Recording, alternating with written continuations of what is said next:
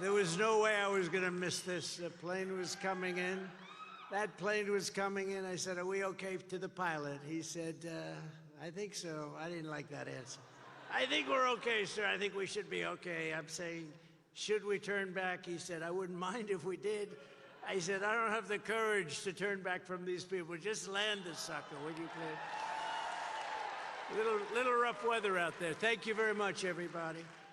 And it's a true honor to be here in this beautiful Nashville this is a great place, with the National Religious Broadcasters. What an important group. And they're giving you a hard time in Washington, but you won't have a hard time in about 11 months from now, I can tell you. You won't have a hard time. Let me begin by saying congratulations on 80 incredible years of spreading the great word of God.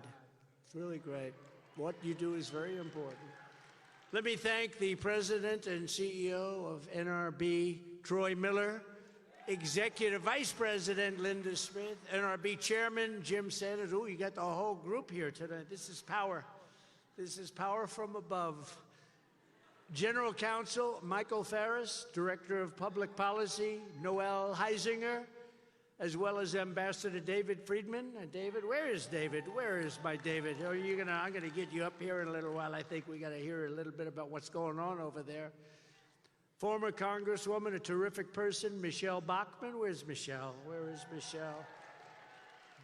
Hi, Michelle. Hi. It's been a long time. Doing a great job. Heritage Foundation President, somebody else doing an unbelievable job. He's bringing it back to levels it's never seen. Dr. Kevin Roberts.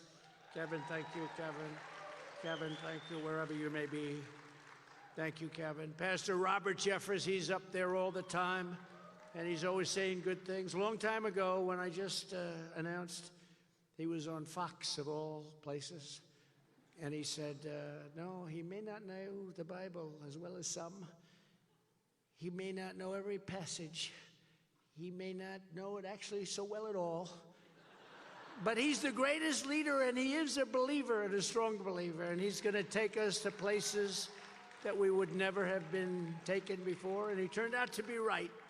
He turned out to be right. So, Robert, thank you very much. Robert Jeffress, great guy. Pastor Jack Hibbs, thank you, Pastor.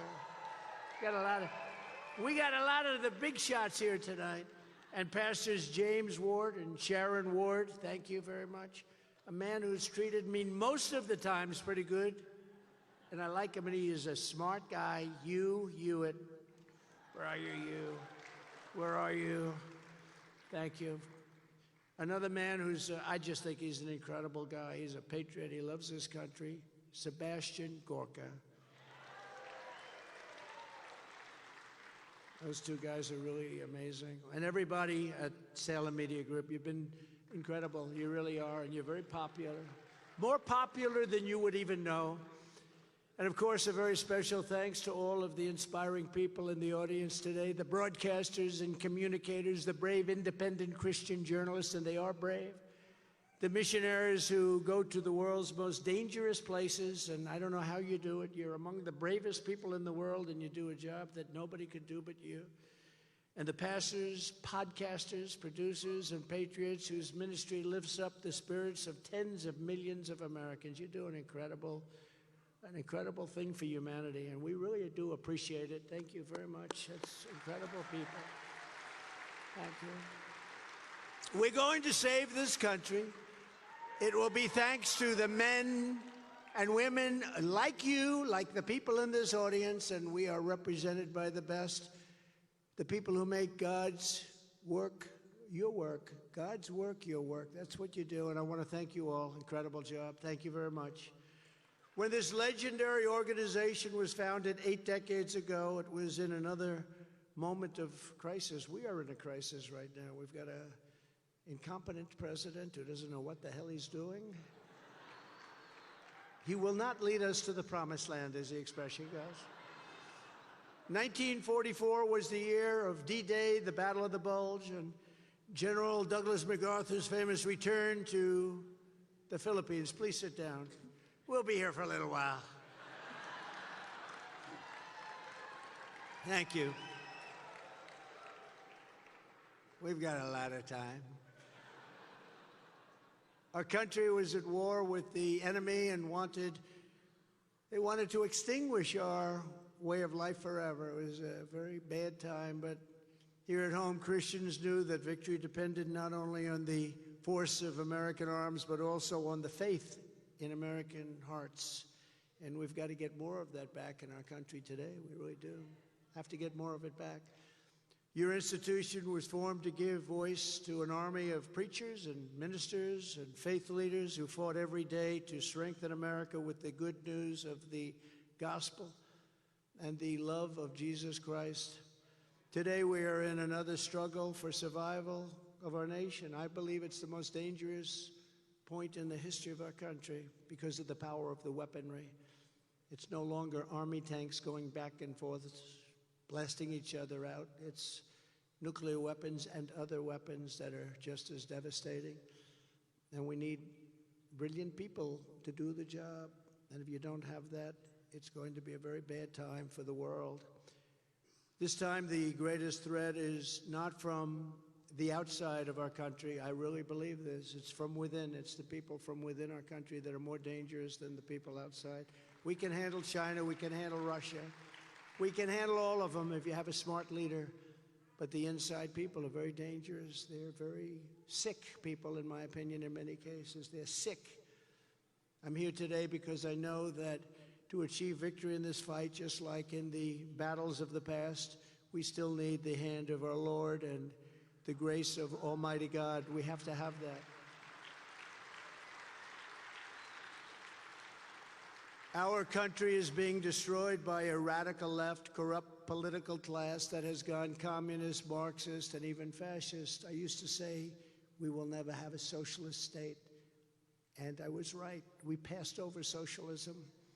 Socialism's a nice way by comparison to where we are. From Joe Biden on down, and I'm not sure that Biden knows what the hell's going on. I don't think he knows he's alive, actually. And I never used to say that until I got indicted. Then I said, okay, now I can say it like it is. They said, oh, we'll never indict a popular American president. Don't forget, I got more votes. We got more votes, all of us together, than any president. Think of it. Than any president, sitting president in the history of our country. Got more votes than any, by far, by a lot. And lots of bad things happen, very bad. We can never let that happen again. They rigged the election, and look at the mess our country's in right now. Would have never happened, including inflation. Israel wouldn't have been attacked. Ukraine wouldn't have been attacked. China wouldn't be thinking about Taiwan, wouldn't even be thinking about it. There'd be no inflation. It was energy that caused it. We had inexpensive energy. We have more liquid gold under our feet, think of it, than any other country in the world, that we don't use it. We go to Venezuela to get their tar. It's so sad. It's so pathetic. From Joe Biden on down, they have thrown open our borders to an illegal alien invasion by the world's most sadistic criminals and savage gangs, while putting peaceful, pro-life citizens behind bars. We have a new category of crime. I said it last night for the first time. We did a show. Laura Ingraham, highest rating she's ever had. How about that? Don't we love that? What do I get out of it? I get nothing, so what difference does it make? What do they give me? Nothing. But there were a lot of people watching. But you just see what's happening. You see so many things happening that are just unthinkable. It's unthinkable that millions of people would be allowed into our country. It's unthinkable. Who would do this? They've unleashed mobs of foreign jihadists to praise Hamas in our streets. They're praising Hamas while they slander law-abiding Americans as domestic terrorists. You heard the J6 hostages. You saw the spirit that these people have, the spirit. You would think they wouldn't have any spirit left, but they have tremendous spirit. What's happened to them has probably, to that extent, never happened in our country before. They're weaponizing law enforcement to target parents, conservatives, and Catholics. Catholics, more than anybody, Catholics. What's going on with Catholics? Do we have any Catholics in this audience? Raise your hand, please. I just want to see. Not too many, but I will tell you, how the hell do you vote for this person? They have gone after Catholics. That's probably why we don't have any in this audience. There are none left. But there's one sitting in first row, and he's a very important one, I will tell you. No, but how Catholics? I mean, they're being persecuted, Catholics. But evangelicals, and they're all on the list. For all Americans, but especially for Christians, nothing is more important than to defeat this wicked system and to return to fair, equal, and impartial justice under the constitutional rule of law. You have to return to the constitutional rule of law. We're not there. There's much work to be done, but there is no doubt where we have to begin. We have to begin, and we have to begin immediately. The restoration of law and justice in America begins with firing crooked Joe Biden on November 5th, 2024. If we don't fire him, our country, I believe, is doomed. I believe it's doomed. As you know, the left is trying to shame Christians. They try and shame us. I'm a very proud Christian, actually. I've been very busy fighting and, you know, taking the bullets, taking the arrows. I'm taking them for you, and I'm so honored to take them. You have no idea. I'm being indicted for you, as I say. I'm being indicted over and over and over. I've been indicted more than Al Capone, the great gangster. Scarface. My parents are looking down. They said, "Do you believe this happened to me?" I never heard the word before, you know, essentially. I never heard the word before. Think of it. I've been indicted more than some of the greatest criminals in the world for nothing. For nothing. If my plane flies over a blue state, that evening I get a subpoena to report to a federal grand jury.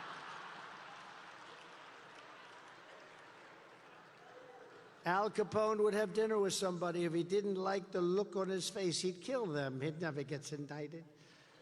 No. What they're doing is very dangerous for our country. You see it. You see the support I have?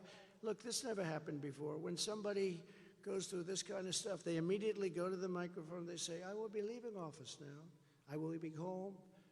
I'm going home and love my family and cherish my family and fight for my name." And that's the last you ever see of this poor person. With me, I get indicted and my numbers go up. What the hell is going on? Because the people know it's a scam. They understand it. They know we're being scammed. True. It's so true. They want to silence you, demoralize you, and keep you out of politics. Stay the hell out of politics. If I wasn't running, and if I wasn't leading by a lot, you see the polls today, I'm up by 12 points and 14 over crooked Joe Biden. And in a national poll, I'm up by 91 points on I won't use the term because some people think it's a little bit nasty, but some people you don't like very much. Haley. I'm up 91 points. That's a lot. And in South Carolina, Nikki Haley is losing to me. It looks like she's going to lose by 25 or 30 points. That's a lot. She's governor, but people don't like her too much, and she's hurting the party. But I don't care. Let her run, because think of it, if she's not running, they're not talking about us. So maybe it's better if she runs a little bit. But she's not doing well, and we can't let it happen. You know, we have to stick together as a party. We have enough of a fight on whether you call it the radical left or the communists or the fascists or whatever you want to call them. That's our fight, and we have to save our country. But Christians, they can't afford to sit on the sidelines in this fight. They have to really get out there. They have to do what they have to do, and they have to win. The corrupt persecution by this regime will not stop with me. Oh, it's not going to stop with me. I mean, they gave me a fine of $355 million for doing nothing wrong. This was a fine like never seen before. And you know the amazing thing? The people in this country, they understood it immediately. It's all a big hoax. If I wasn't running, I wouldn't have been sued. None of these indictments would happen. And if I wasn't, once I started winning, I said to my wife, I said, our great First Lady who sends her regards, she loves everybody in this room.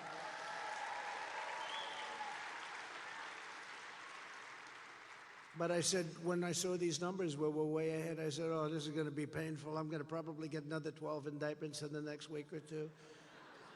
Although they're backfiring, I know I heard in one case they were getting ready to do it and they got a call from Washington, don't do it, we're going to indict this guy into office. But they're bad people. The chains are already tightening around all of us. I mean, if you think about it, ultimately the radical left is coming after all of us because they know that our allegiance is not to them. Our allegiance is to our country, and our allegiance is to our Creator. They don't want to hear that. They don't want to hear that. How any Christian can vote for a Democrat, Christian or person of faith, how you can vote for a Democrat is crazy. It's crazy. They've got to stop. They've got to stop because it's hard. You know, we have to really go out on November 5th, and we have to get votes like nobody ever got before because they always cheat. We have some great safeguards, a lot of things. The last time, well, we won one that we weren't supposed to win. They went crazy, and they decided to do things that they shouldn't be doing. And we were somewhat unsuspecting, and they did something that really has set back our country tremendously. But we're going to get votes. I will tell you, we did phenomenally in 2016. We won. We did much better in 2020. We got millions and millions of more votes, and we got scammed. And the enthusiasm was probably the likes of which nobody's ever seen in an election in this country for the both of them. The enthusiasm for this election coming up in November is far greater than it was in 2016 or 2020. Far greater. It's not even a contest. I've never seen anything like it. Even coming over here, everybody has a Trump sign. Trump, Trump, Trump. And, you know, unfortunately, we're still 9 months away, a little more than 9 months away. And the sad part is that the incompetence of this man and this administration can do tremendous damage in 9 months. And it's a long time, you know. 9 months sounds like it's short, and it, politically speaking, is pretty short. It's not a long period. But the damage they do is just overwhelming, what they're allowing to happen to our country. What they cannot stand is that, in the end, we do not answer to bureaucrats in Washington. We answer to God in heaven. We do. We answer to God in heaven.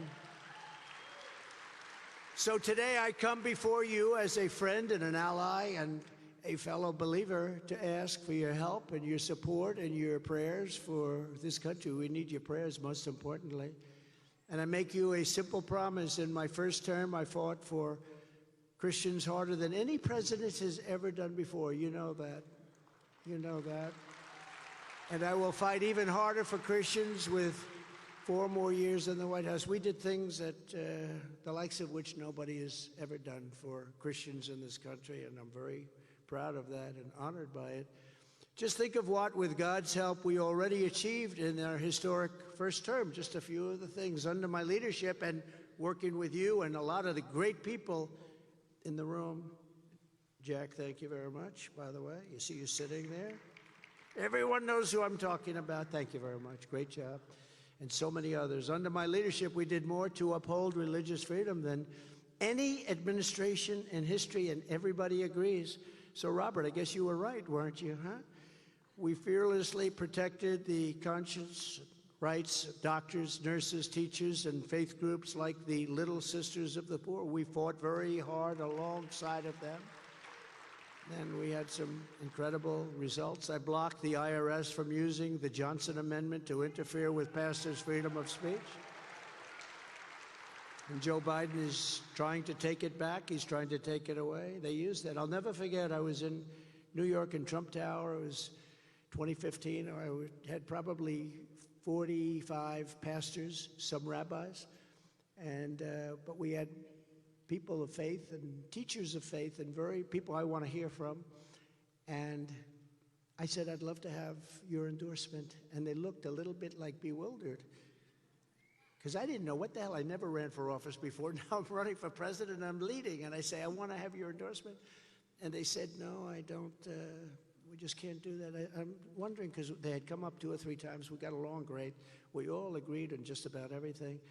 But when I said, I'd love to have your endorsement, the room went sort of silent. And I called one of them over and I said, what's wrong? I don't understand. Why wouldn't you endorse me? I mean, the person you're talking about, and you could go either way, whether it's Biden or Hillary Clinton. I don't use the word crooked, for I took that word away from her and I put it now on Biden. I call her now beautiful Hillary. She's a beautiful woman. But I said, why aren't they endorsing me? I'm so much better. I mean, I don't want to brag, but I am so much for what you are all about, and what you're about is the most important thing. They said, sir, we're not allowed to. We have a thing called the Johnson Amendment. I never heard of that. I said, what is it? Well, if we openly support somebody, politically, we could lose everything. They'll take away, we have a tax-exempt status. They'll take that away. Churches will be devastated, we'll be devastated. I said, I never knew that. This was Lyndon Johnson, very powerful president, actually, powerful guy. He knew how to get things done, and he had a problem with, I guess they say, a pastor in Houston or Dallas, big problem, and he did this. He put this horrible rule into effect, and it was a very strong rule. And I said, so, and we were on the 68th floor of Trump Tower, and we're looking down on Fifth Avenue. I said, so that means that any person down there has equal power to you people, and you're the people that everybody wants to listen to, but you're not allowed to back that up because you need some political strength.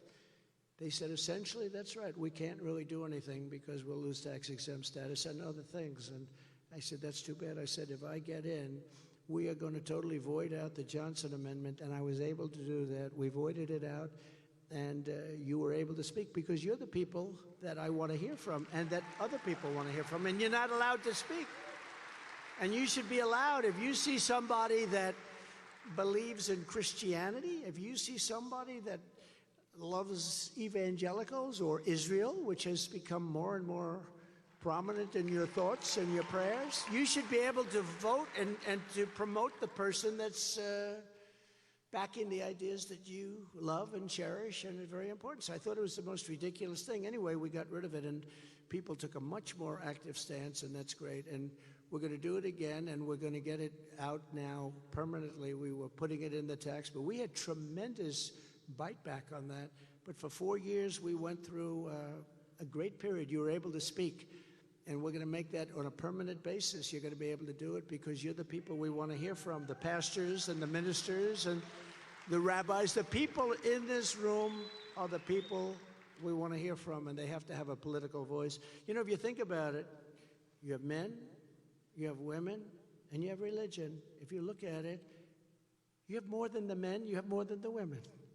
You have such power, but you weren't allowed to use that power. And you're now allowed to use it. I get in there, you're going to be using that power at a level that you've never used it before. It's going to bring back the churchgoer. I mean, you have to see. I don't like the charts when I see charts where they're going in the wrong direction. We don't like that. We're going to bring it back. And I really believe it's the biggest thing missing from this country. It's the biggest thing missing. We have to bring back our religion. We have to bring back Christianity in this country.